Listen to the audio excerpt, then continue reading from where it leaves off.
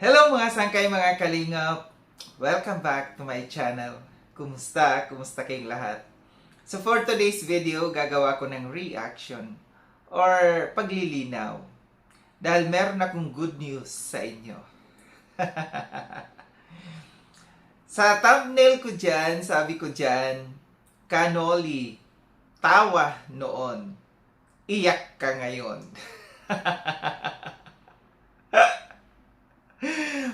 Pero bago ang lahat, no, shout out muna kay Kuya Val, kay Ate na, kay Kalinga Prab, kay Tita Mina Haramilyon, Tita Kong Viots, kay Manay Tere ng San Diego, California, kay Tita Sal ng Illinois, kay Tita Pia Payne ng Australia, at sa inyong lahat na patuloy na sumusuporta at nagmamahal kay Sangkay, mega love shout out. Ang saya-saya ni Sangkay.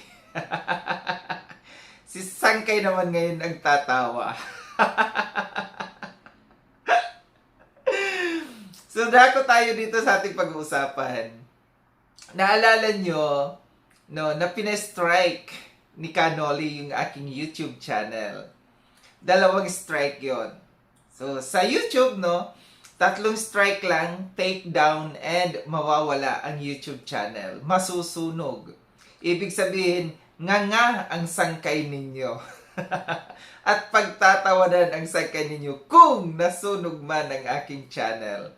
Pero, mabuti si God. Mabait si God dahil di nagtatagumpay. Kung meron man silang masama, no, na binabalak sa isang tao, talagang hindi magtatagumpay. So, dito, no, napa-strike ako ni Kanoli dahil meron akong mga videos noon pa, matagal na video noon, video clips na kinuha ko sa kanya, and yun ay pina-strike niya. 3 videos, no. Unang strike, isang video. Pangalawang strike, sumunod na araw, magkasunod na araw, 2 video ang pina-strike. So, meaning 3 video.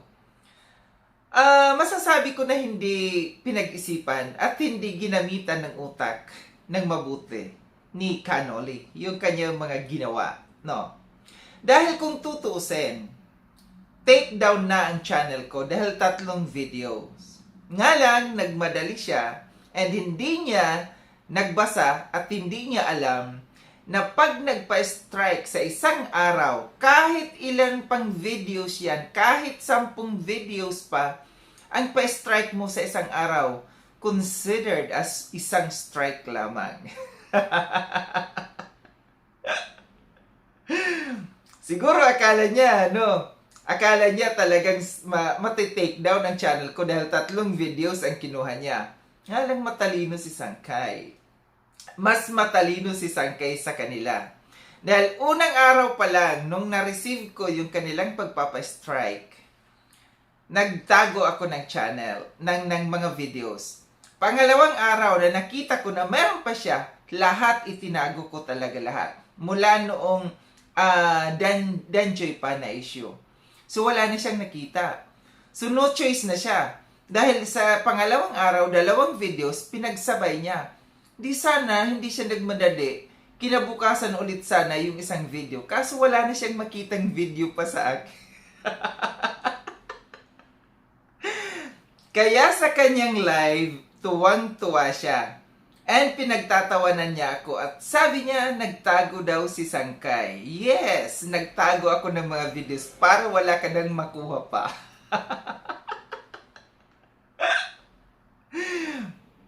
Ngayon, ang good news. Tuwang-tuwa ka noon, ngayon ikaw naman ang iiyak. Dahil mabuti talaga si God. No, mabait talaga si God.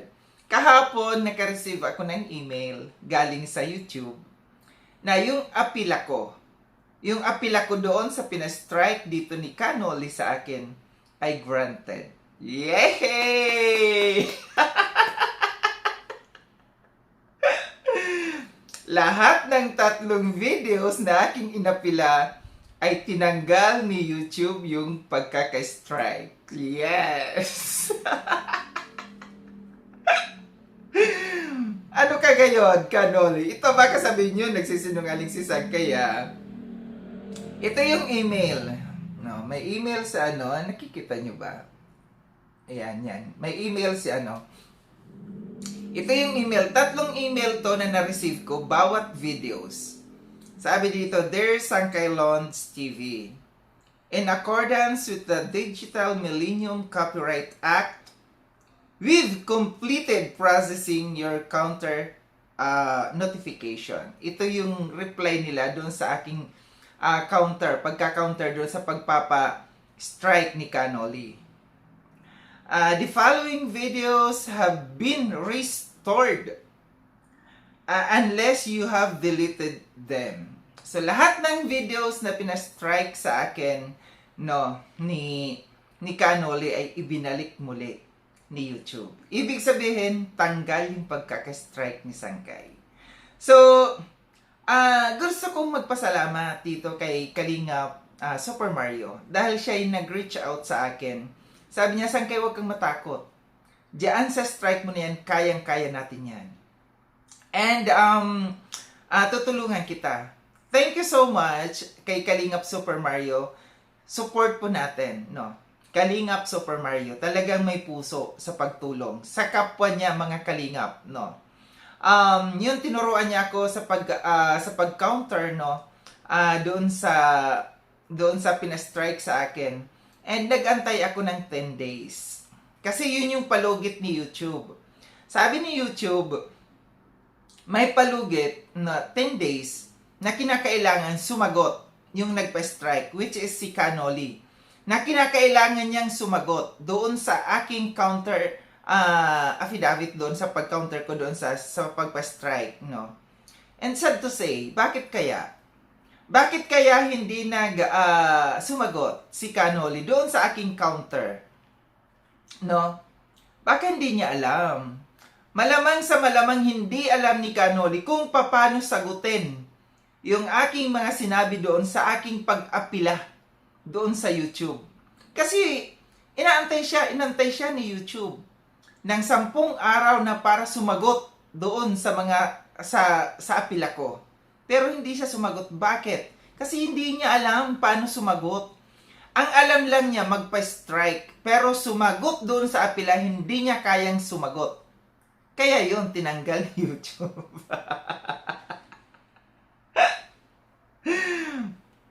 Ang dami-daming mga ano dito ni Kanoli, no, na talagang alam, na dito ko napatunayan na talagang wala siyang alam. Una, yung pagpapa-strike niya sa akin na hindi niya sinunod, na dapat sinunod niya 3 araw, pinagsunod-sunod niya 3 araw. Hindi yung sa pangalawang araw, dinalawang videos niya kaagad ang pina-strike niya sa akin, pero counted as isang strike lamang. Pangalawa, no, yung hindi niya pagsagot dito. Kasi hindi nga niya alam paano sumagot doon sa apila na ginawa ko. Pangatlo, alam ko yung iba dito na mga galit sa mga tao, no, sa mga kanilang kalaban. Ginagawa nila ito na magpapa-strike para makuha nila yung information ng isang tao. Halimbawa, yung address. Kasi doon sa pag-apila mo, pag umapila ka, may fill upan ka. Nandoon yung complete name mo, address. Pero matalino si Sankay kasi. Mas matalino si Sankay kaysa sa kay Kanoli. Alam niya yung address, no? Siguro tuwang-tuwa siya na nakuha niya yung address. Pero yung address na yon, ginugel ko lang.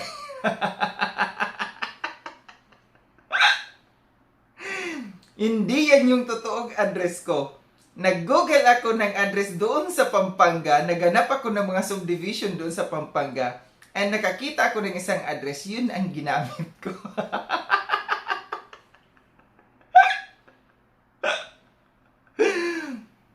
Siguro sabi nila, yes, nakuha natin yung information ni Sankay, yung address. Puntahan nyo yung puntahan nyo yung address na yun kung kilala ko doon.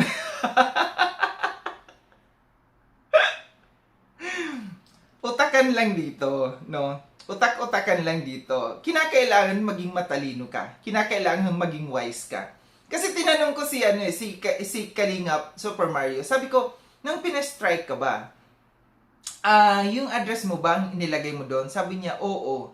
Sabi ko, ano kaya kung baguhin ko yung address ko? Nung binago ko, tinanggap ni YouTube. Kahit kay Bopil eh. Sabi ko, Bopil, nung pina-strike ka ba? Nung umapila ka? Yung ano ba? Yung complete address mong binigay mo? Sabi niya, oo. Sabi ko, bakit nyo hindi binago?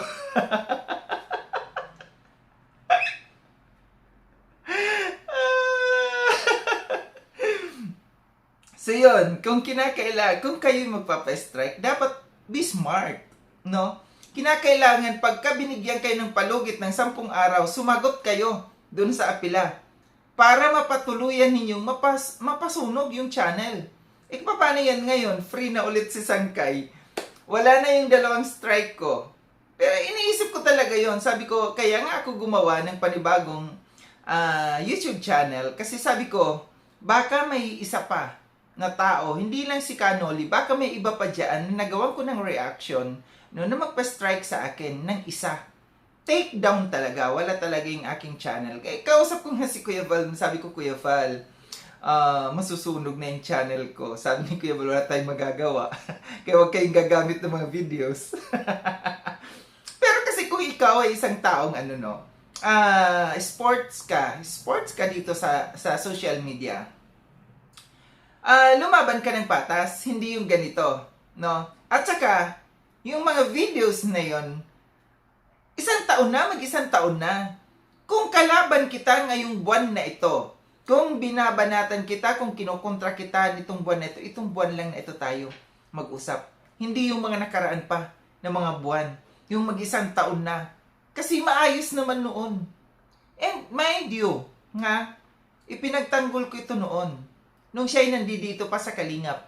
Nung siya'y binabalahuran ng mga strikers noon. Kung bakit siya umalis dito sa Kalingap, ipinagtanggol ko yan.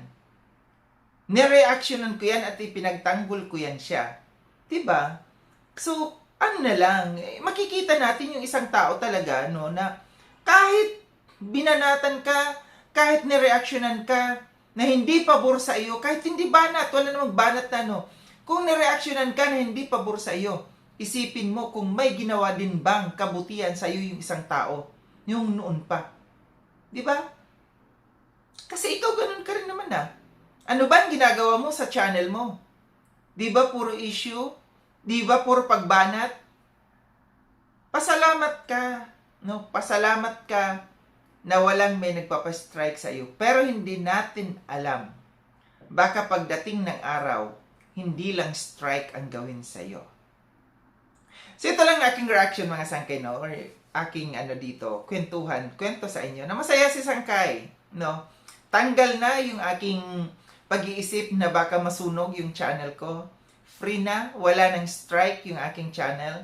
Kasi sa strike kung hindi ka aapila, kasi yun yung gusto ko noon nung hindi pa nag-reach out sa akin si Super Mario, na ang pagka pina-strike ka ng isang tao, yung channel mo pina-strike, mag-aantay ka ng 3 buwan bago matanggal yung pagka-strike. Yun yung balak ko noon. Sabi ko hindi na ako aapila, hahayaan ko na lang yung 3 buwan na matapos yung pagkaka-strike sa akin. Kaso nga lang yung worry ko noon, baka may magpa-strike pa muli.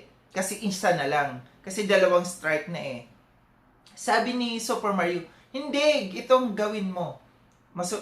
Pakinggan mo ako. Sumunod ka. At gawin mo itong gagawin natin. Thanks God, no? Maraming salamat talaga, no? Kalingap Super Mario. Maaasahan natin yung mga tunay na kalingap, no? Yung mga solid kalingap partners dito na handang tumulong sa kapwa nila. Pagka merong mga ganitong sitwasyon, no? And sa inyo na mga patuloy na sumusuporta at nagmamahal kay Sangkay, thank you so much.